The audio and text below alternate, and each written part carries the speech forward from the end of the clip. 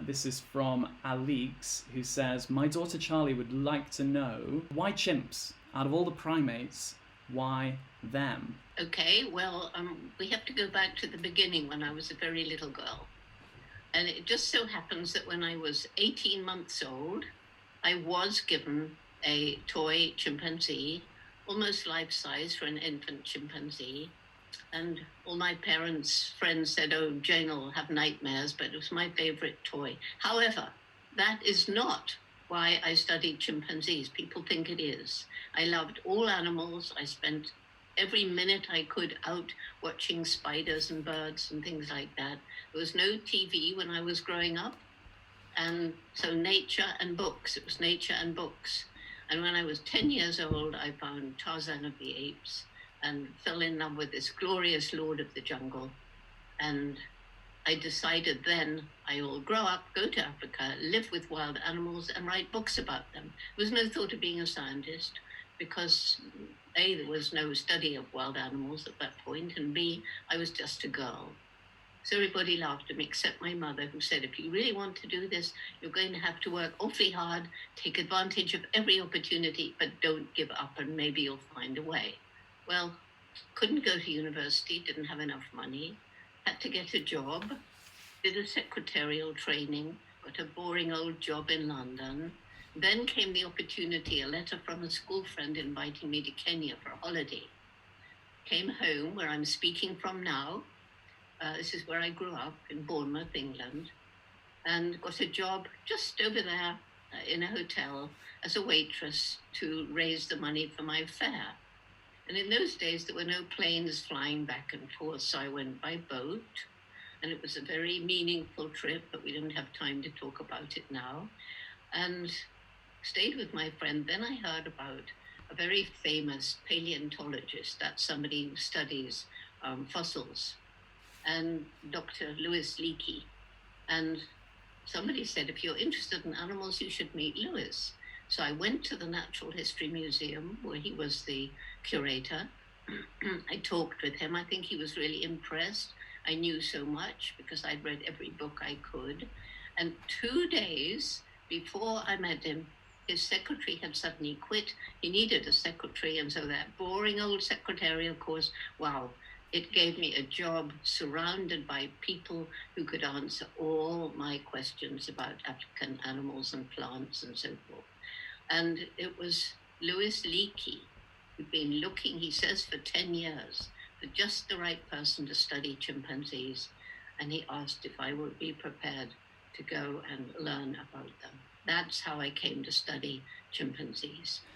So we have quite a lot of questions coming in on the chat about what were some of the hardest moments that you experienced. There's one coming in from Sophie about that, and there are others coming in from Jules and Alix. And I'd also love to mix that with how long did it take when you arrived in Africa? How long did it take for you to be able to approach the chimpanzees? Well, after I'd met Leakey and he'd offered me the job, I had to go back to the UK while he tried to find the money. Not easy, and get permission. And finally that was done. And so I went back when I was 26 years old in 1960.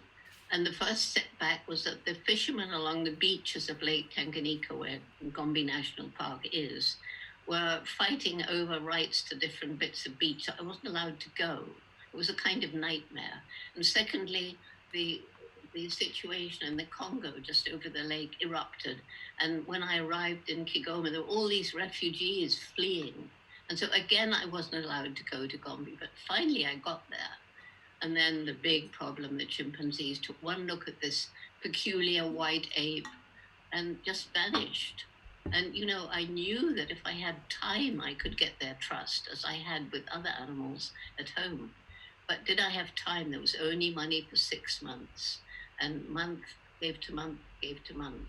And it was incredibly depressing. But actually, I was learning more than I sort of realized, because I'd found a peak. And from that peak, I could observe the chimpanzees, and I wore the same colored clothes every day and didn't try to get too close too quickly. And eventually one chimpanzee began to lose his fear. and I called him David Greybeard. He was the most special chimp in the whole wide world. And it was he who showed me that chimpanzees can use and make tools. And that brought in funding for me to continue the research. I wonder if we could ask how long it took before David Greybeard approached you. How long do the students think? How long do you think it took before? How much patience and perseverance do you think it took? How much time before David finally approached Jane? What does everyone think? Okay, so we've got guesses coming in. 2 years from 1 million, 4 weeks from Frostbite, 3 months as Lily oh, but they're scrolling up so fast. Christy says 3 months. Sophie thinks 2 to 3 months. Jane, how was it? How long was it before David Greybeard finally approached you? Well, it was 3 months is about the closest when he began to lose his fear. He didn't approach me, but he let me approach him. And it was about 3 months, but it was almost a year before many of the others would tolerate me. I mean, it was just a question of just not trying to push things. But once I had the money, once I knew the research would be funded, actually by National Geographic Society, and they sent a photographer and filmmaker, Hugo van Lauwijk, and it was just then a question of being patient as I had been all my life. And eventually, all of them realized that I wasn't too terrifying. But right at the beginning, when they began to lose their fear, they treated me like a predator. They were very aggressive. And, sometimes, especially in the rain, I don't know if you've watched, you guys, when it's raining, people take risks when they cross the road. They don't really care. They run across when they shouldn't. And it was when it was raining that sometimes groups of chimps would, up in the trees above, they'd start screaming at me like they scream at a predator. I can't make the sound, but it's very frightening, and swaying the branches. And once one of them came and hit my head. So I pretended I wasn't interested. I pretended to dig little holes in the ground and eat leaves, hoping that they'd realize I wasn't frightening. And eventually they moved away. But that happened quite a few times. So someone called France has asked, how did you pass the time for those months sitting in the jungle? Were you alone? I was alone, for most of the time, until Hugo joined me. And that was in about the fourth or fifth month, I think.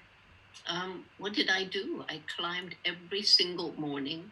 I was climbing up into the mountains before it was light. If I knew where the chimps they make nests at night, bending over the branches, then I would climb up to be near them. And sometimes, because it was quite a bit of a climb, I would run down, have supper in my little camp with my old second-hand ex-army tent, and then climb up in the moonlight, if it was moonlight, and just sleep upon this peak that I'd found. I took a tin trunk up there, and I had a kettle so I could make coffee, and oatmeal, because you just add water, and I had sugar up there. And, I was always a bit scared of leopards. And if I was up there, I was on my own, I was just me, and I would hear a leopard. They make this coughing sound. So what did I do? I just pulled the blanket over my head.